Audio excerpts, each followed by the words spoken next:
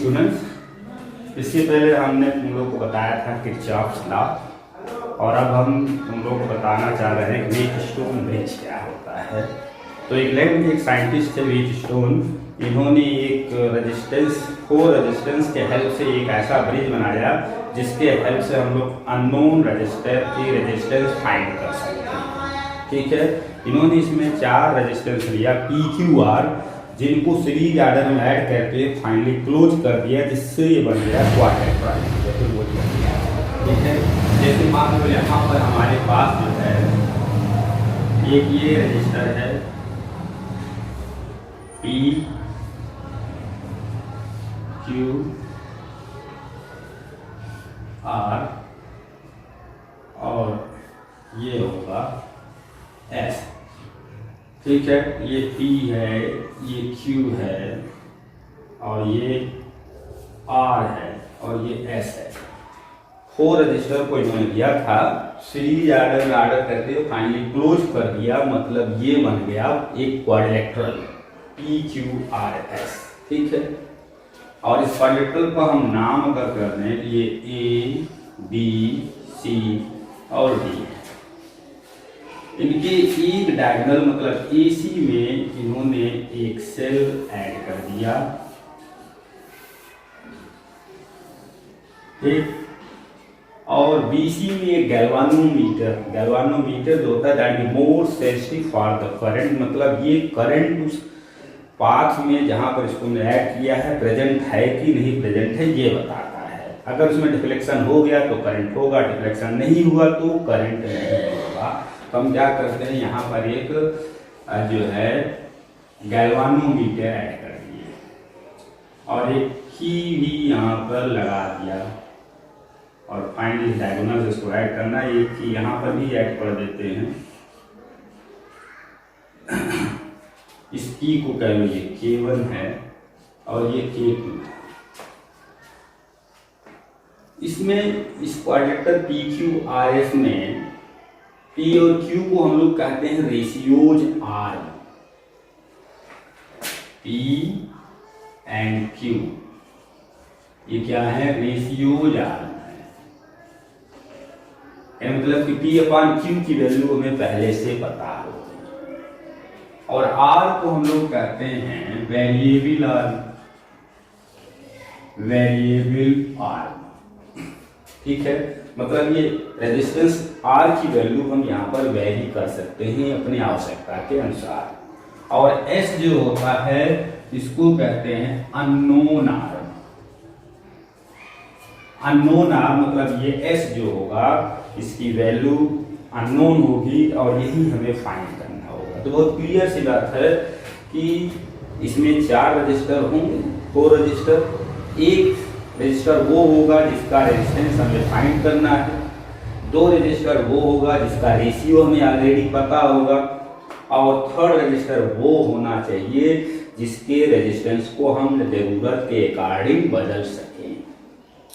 ठीक, अब करते क्या है, देखो जब K1 को हम ऑन करेंगे तो यहाँ से ये करंट फ्लो होगा। ठीक है, कर लो करंट I फ्लो होगा।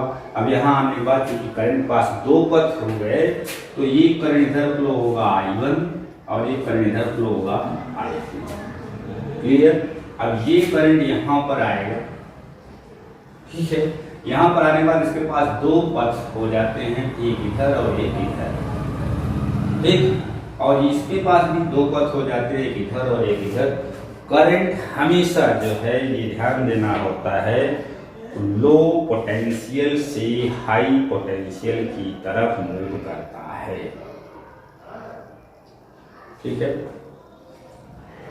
सॉरी क्या बोल रहे, करंट हमेशा हाई पोटेंशियल से लो पोटेंशियल की तरफ मूव करता है। ऐसे इलेक्ट्रॉन जो होता है वो जो है तुम्हारा इधर फ्लो करेगा, लो से हाई फ्लो करेगा, बट करंट जो है हाई से लो की तरफ फ्लो करता है। ठीक है, तो करंट अब यहाँ पर डिपेंड करेगी B और D पर। अगर B हाई पोटेंशियल पर होगा, डी लो पोटेंशियल पर होगा, करंट इधर जो जा रही है बढ़ जाएगी, इधर एक करंट फ्लो होगा, ठीक है, और एक करंट इधर फ्लो होगा। लेकिन यहाँ पर हमें कुछ ऐसा अरेंज करना है रेजिस्टर आर को कि गैल्वानोमीटर में डिफ्लेक्शन ना हो। गैल्वानोमीटर में डिफ्लेक्शन ना हो मतलब कि कुछ ऐसा व्यवस्था करना होगा कि बी और डी के बीच पोटेंशियल डिफरेंस जीरो हो, मतलब जितना पोटेंशियल बी का हो उतना ही पोटेंशियल डी का हो। सेम पोटेंशियल पर करंट फ्लो नहीं होगा, ना इधर का करंट इधर जाएगा ना इधर का करंट इधर आएगा। और इस कंडीशन को हम लोग कहते हैं equilibrium position of the Wheatstone bridge. Clear हुआ? हमने क्या कहा कि ये से जो भाई यहाँ पर करंट I2 बढ़ सकता था, I1 बढ़ सकता था, I2 इधर भी बढ़ सकता था, लेकिन हमें R को इस तरीके से अरेंज करना है कि गैल्वानोमीटर में डिफ्लेक्शन ना हो। और जब गैल्वानोमीटर डिफ्लेक्शन नहीं होगा तो ये जो व्हीटस्टोन ब्रिज की पोजीशन होगी उसको हम कहेंगे बैलेंस व्हीटस्टोन ब्रिज या इक्विलिब्रियम पोजीशन। ठीक, अब हमने नेक्स्ट चीज ये बताई कि करंट कभी भी सेम पोटेंशियल के बीच में फ्लो नहीं होता है। तो बी से डी या डी से बी के बीच में करंट ना फ्लो होने का एक ही मतलब हो सकता है कि बी का पोटेंशियल और डी का पोटेंशियल सेम हो गया होगा, या हम कह सकते हैं कि इनके बीच पोटेंशियल डिफरेंस जीरो है। क्लियर? तो जब यहाँ पर नहीं करंट फ्लो होगा, सीधी बात है कि ये वाला करंट जो I1 है सीधे इधर निकल आएगा और ये I2 जो करंट है वो सीधे इधर निकल आएगा, और फाइनली फिर यहाँ जंक्शन पर ऐड होगा तो फिर ये I बन जाएगा। I ही दो पार्टों में यहाँ ब्रेक हुआ तो यहाँ मिलेगा। क्लियर? ये होता है हमारा बैलेंस व्हीटस्टोन ब्रिज। ठीक है, बैलेंस व्हीटस्टोन ब्रिज अगर है तब इसमें भी देखें हम दो क्लोज लूप लेंगे। किरचॉफ का हम जंक्शन रूल यहाँ पर अप्लाई कर ही चुके हैं, तो I he I1 plus I2 बन गया, यहाँ पर I1 plus I2 equal to I।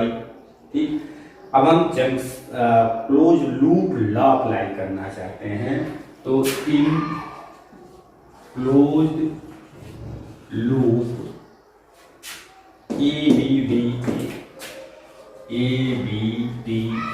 ए से चले ये पर खत्म हुआ। अब ए से बी की तरफ चले, देखो करंट भी इधर ही आ रहा है और रेजिस्टेंस की जो वैल्यू हमने लिया है वो पी लिया है I1 की। अब इधर चलेंगे कोई करंट है ही नहीं है, ना रेजिस्टेंस की बात हम कर रहे हैं। फिर यहाँ पर आए, देखो डी से ए की तरफ जा रहे हैं लेकिन करंट ए से डी की तरफ आ रहा है, इसलिए इसको निगेटिव लेंगे। क्या हो जाएगा? -I2 × R।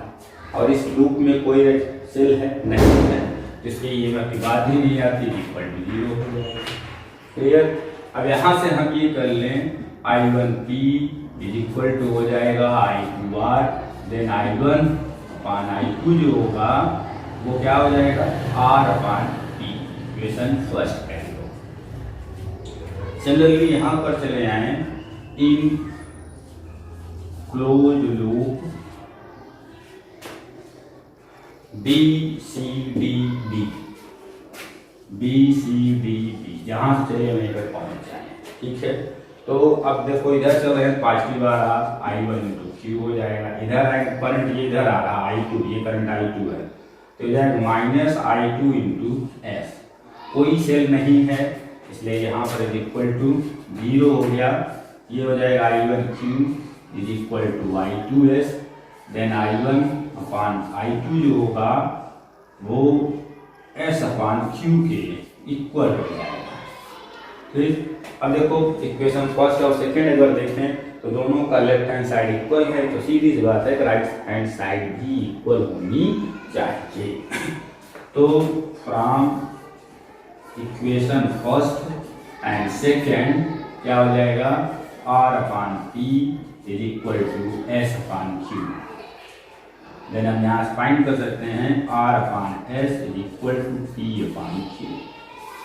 ठीक, यानी मतलब रेशियो का ratio P/Q that become equal to R/S। अब इसमें जो भी अननोन हो, हमने इक्वेशन तो बना दिए, जो भी अननोन हो वो निकाल सकते हैं। ठीक है, ये इनका ये फार्मूला आ गया। ठीक, एक क्वेश्चन इसमें कभी कभी ये पूछा जाता है कि पहले कौन सी की को हम ऑन करें, K1 या K2 को क्यों करें। ठीक है, तो इसके बाद वाले चैप्टर हम लोग पढ़ेंगे इंडक्शन के बारे में, जब जो है मैग्नेटिक लाइंस जो है कहीं से चेंज होती है किसी रीजन में, तो वहाँ पर ईएमएफ इंड्यूस हो जाता है, करंट फ्लो हो जाता है, इंड्यूस करंट, ठीक है, उस रीजन से ये रिलेटेड है। अब जैसे सपोज कर लो कि सबसे पहले हमने क्या किया, K1 को ऑन कर दिया।